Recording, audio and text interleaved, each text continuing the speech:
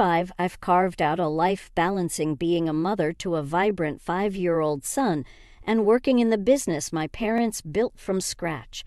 My husband, Daniel, had always been the pillar I leaned on, or so I thought. I still remember the evening that shattered everything. We were at dinner, the clinking of cutlery mingling with our son's laughter. That's when Daniel dropped the bombshell. You work for your parents, who didn't even finish high school. That's embarrassing, Emily, he said, his fork pausing midair. I choked on my water. Why does that matter now? I asked. Daniel shrugged, a look of disdain creeping onto his face. I just thought you came from a more educated family. It's not a good look associating with dropouts. I stared at him, my heart pounding. This was the man who'd vowed to love and respect me, the man who'd embraced my parents like his own, yet here he was sneering at their life's work. But they've built a successful company, Daniel. They worked hard for everything we have, I stammered, trying to keep my voice steady. He scoffed. Hard work, please. They probably just got lucky. It's not like they had the brains to do something significant. The words stung like a slap. I looked across the table at our son, blissfully unaware munching on his food. How could I explain to him one day that his father looked down on his grandparents? Daniel, they're my parents. You've known them for years. Why are you saying this now? My voice was a whisper laced with disbelief and pain. He leaned back, his eyes cold. I guess I just never realized how limited their education was. It's not something to be proud of, Emily, and frankly, it reflects poorly on us. That night I lay in bed staring at the ceiling. The man sleeping beside me felt like a stranger. His words echoed in my mind, each syllable a sharp jab at my heart. My parents, who'd sacrificed everything to give me a life they never had, were now a source of shame for my husband. The Emily who had fallen in love with Daniel couldn't reconcile with this new reality. I closed my eyes, a single tear escaping. This was just the beginning, the first crack in the facade of our seemingly perfect life. The weeks that followed were a blur of tension and cold silences. Daniel's disdain for my family had seeped into every aspect of our lives. I watched as the man I married transformed into someone unrecognizable. One evening, as I was setting the table for dinner, Daniel walked in, his face stern. "Emily, we need to talk about your job," he began, his tone leaving no room for argument. I took a deep breath, bracing myself. "What about my job, Daniel?" He leaned against the counter, his eyes cold. "I think it's time you considered quitting, be a full-time housewife.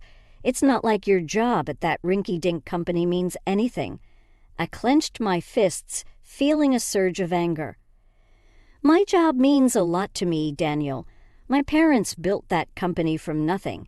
"It's important," I said. He laughed, a sound that made my skin crawl. "Important? Please, Emily. It's a small-time operation. You'd be better off focusing on our home." I shook my head, disbelief and anger intertwining. "I won't quit my job, Daniel. It's part of who I am." He stepped closer, his voice rising. "Who you are. You're my wife, Emily. Your place is here with our son, not wasting time at some dead-end job." I stared at him, the man I no longer recognized. "My parents' business isn't dead-end, and I am not just your wife. I am also a daughter and a professional." His laughter echoed in the kitchen. "Professional? That's a good one. You're playing at a job, Emily. Time to grow up and see what's really important." That night I lay awake, the words and laughter haunting me. It was clear that Daniel's arrogance and contempt knew no bounds.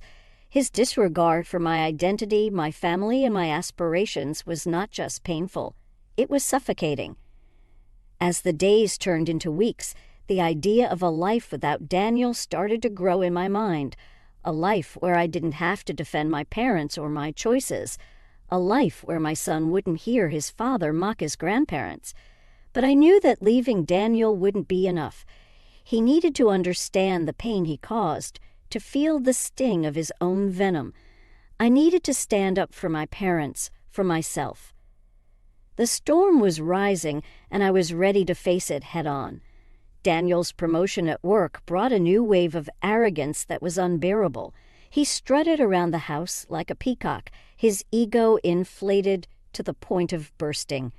One Saturday morning, as I was preparing breakfast, he sauntered into the kitchen with a smirk. "Guess who just got a big promotion? This means we're moving up in the world, Emily." I forced a smile, trying to keep the peace. "That's great, Daniel. Congratulations." He poured himself a coffee, his smirk widening. "With this raise, you really don't need to work anymore. You can finally quit that silly job of yours." I stiffened, my spoon clattering against the pan. "We've been over this, Daniel. I'm not quitting my job." He leaned against the counter, his gaze piercing. "You're still on about that, Emily. Be reasonable. You won't have to lift a finger. I can provide everything." The condescension in his voice was like a slap. "It's not about the money, Daniel. I work because I love my job. It's part of who I am." He scoffed, shaking his head. "Love your job? That's just sentimental nonsense. You need to start thinking about what's best for our family." I turned off the stove, my hands trembling. "And what if I think working is what's best for me, for our family?" His eyes narrowed. "You're being selfish, Emily. You're not seeing the big picture. It's time you started acting like a proper wife and mother." The words hit me like a tidal wave. This wasn't just about my job anymore. This was about control, about Daniel dictating how I should live my life. I looked at him, my voice steady despite the turmoil inside. "And what if I don't want the life you're offering?" His expression darkened. "Is that a threat, Emily?" "No," I said, meeting his gaze. "It's a promise. I won't let you or anyone else dictate my life."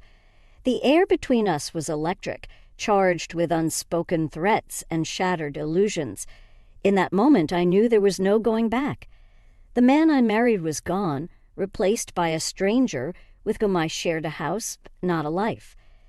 As he left the room, the silence was deafening. But within me, a plan was forming, a plan to reclaim my life, to show Daniel he couldn't trample over me. The seeds of revenge were sown, watered by every condescending word and every dismissive gesture. It was time for Daniel to learn that underestimating me was his biggest mistake.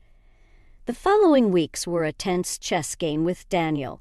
His arrogance reached new heights, but I was busy laying the groundwork for what was to come.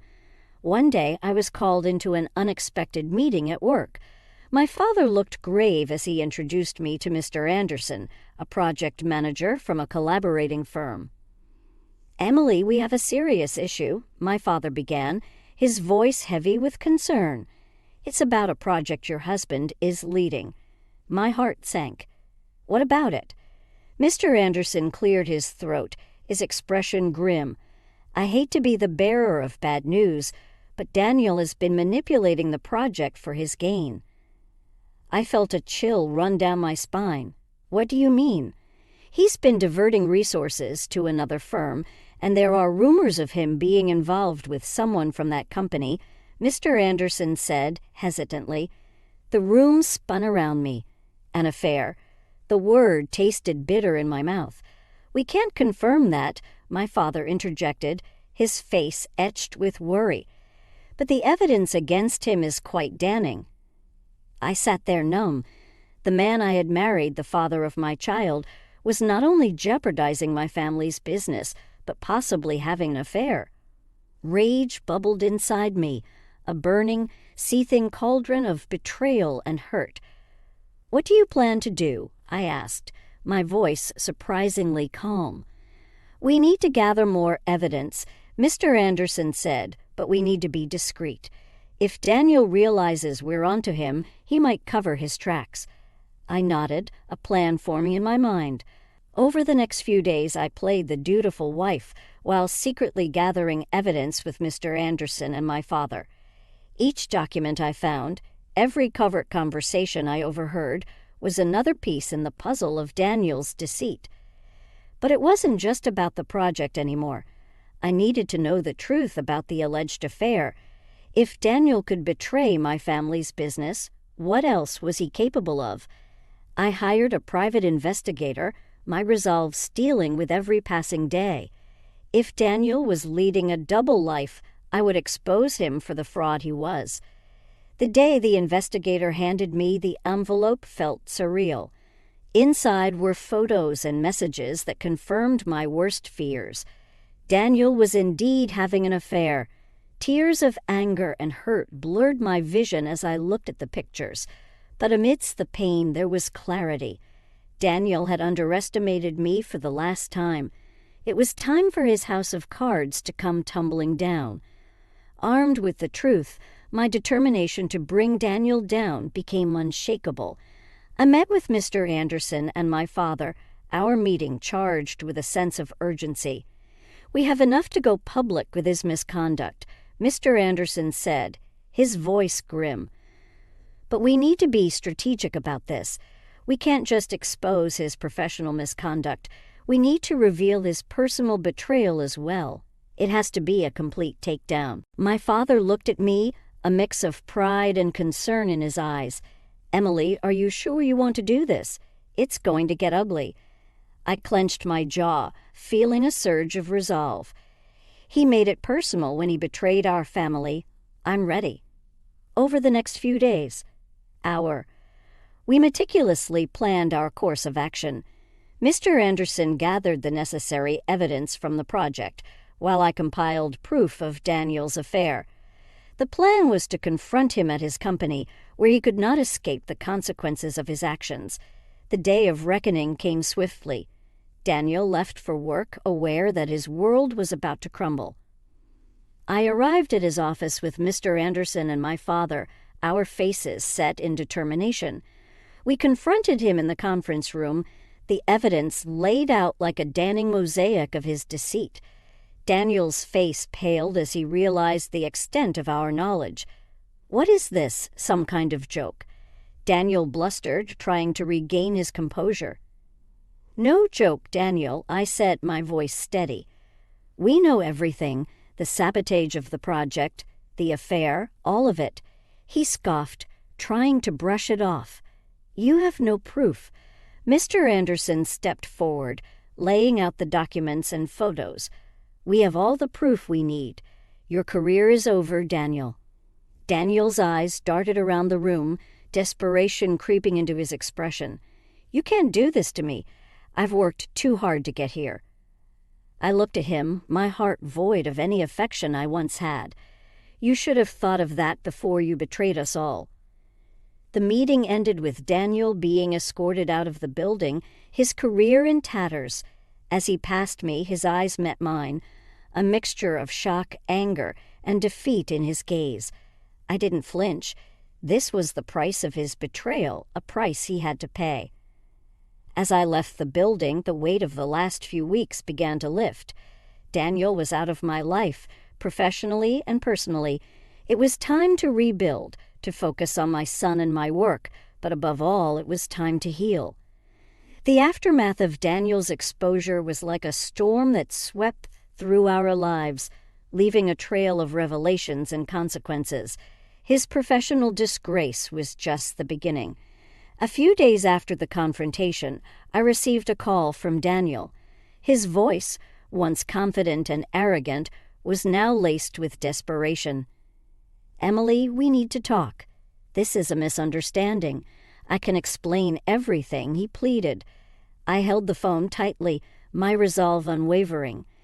"There's nothing to explain, Daniel. I've seen the evidence. It's over.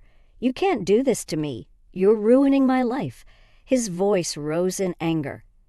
"You did this to yourself," I replied, the bitter taste of betrayal still fresh. "You made your choices, and now you have to face the consequences." He was silent for a moment, then his tone changed, becoming more sinister. "If you think you can get away with this, you're wrong. I won't let you destroy me." The threat hung in the air, but I wasn't intimidated. "I'm not afraid of you, Daniel. You've lost your power over me." I hung up, feeling a sense of empowerment. Daniel's threats were empty, the last gasps of a man who had lost everything. The news of Daniel's affair and professional misconduct spread, and the reactions were immediate. His social circles shunned him, and his professional network crumbled. The man who had prided himself on his image and status was now a pariah, his reputation in tatters. As for me, I focused on rebuilding my life. The divorce proceedings were straightforward, as Daniel had little ground to stand on. I was awarded full custody of our son and a significant portion of our shared assets. But it wasn't the financial settlement that gave me satisfaction. It was the knowledge that Daniel's downfall was of his own making. He had underestimated me, thinking he could control and belittle me without consequence. In the end, it was his arrogance that led to his undoing. He had sowed the seeds of his destruction, and I had merely helped them grow. As I closed this painful chapter of my life, I looked forward to a new beginning, a future where I was free from Daniel's shadow, free to be myself and provide a better life for my son. Daniel's fall from grace was a stark reminder of the price of betrayal and arrogance, a price he would continue to pay long after our paths had diverged. The finality of the divorce brought a mixture of relief and reflection. The house, once filled with tension and discord, now resonated with a quiet peace. My son and I adjusted to our new life, where laughter began to replace the echoes of arguments. One afternoon, while sorting through old photographs, my son looked up at me, his eyes curious. "Mom, why don't we see Daddy anymore?" I paused, choosing my words carefully. "Sometimes people change, honey, and sometimes it's better to be apart than together." He nodded, seemingly satisfied with the answer, and turned his attention back to the photos. In his simple acceptance, I found a strength I hadn't realized I possessed. The business thrived as I invested more of myself into it, my parents' legacy becoming a testament to resilience and hard work. The community rallied around us, their support a stark contrast to the isolation that Daniel now faced. Rumors reached me occasionally about Daniel's struggles. His career had stalled, his social circles had evaporated, and the woman he had an affair with had left him. It seemed that the life he had chosen was crumbling around him. I felt a sense of poetic justice in his downfall, but it didn't bring me joy. Instead, it served as a reminder of the cost of deceit and selfishness. My journey hadn't been easy, but it had taught me invaluable lessons. I learned the importance of standing up for myself, the strength in vulnerability, and the power of letting go. As I looked at my son growing up so quickly, I knew that the most important lesson I could teach him was respect for others, for himself, and for the choices people make in life. Daniel had become a distant memory, a chapter closed and left behind. My focus was now on the future, on building a life filled with purpose and joy. In the end, the greatest revenge was not in seeing Daniel's destruction, but in my own reconstruction. Rising from the ashes of our broken marriage, I found a version of myself that was stronger, wiser, and more compassionate. I had emerged from the storm not unscathed but undefeated, and in that triumph I found my peace.